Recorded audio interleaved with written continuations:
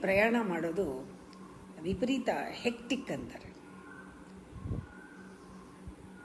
ಆಗಾಗ ರೈಲು ಮಧ್ಯ ನಿಲ್ಲುತ್ತೆ. ಆಗ ಗಲಾಟೆ ಇರಲ್ಲ, ಶಬ್ದ ಇರಲ್ಲ. ಒಂದು ಅರ್ಧ ಗಂಟೆ, ಕಾಲು ಗಂಟೆ ಹಾಗೆ ನಿಂತಾಗ ಶಾಂತವಾಗಿರುತ್ತೆ.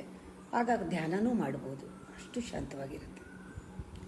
ನಮ್ಮ ಜೀವನನೂ ಅಷ್ಟೇ, ಓಡ್ತಾ ಇರೋ ಟ್ರೈನ್ ಇದ್ದಂಗೆ.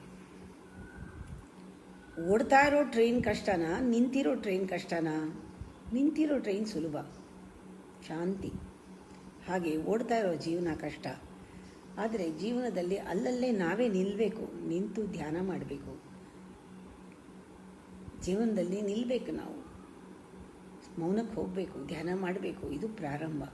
ಆಮೇಲೆ ಸನ್ಯಾಸಿಗಳೇನು ಮಾಡ್ತಾರೆ? ಗಲಾಟೆನೂ ಇದ್ರೂ ಮಧ್ಯದಲ್ಲಿ ಮೌನವಾಗಿರ್ತಾರೆ.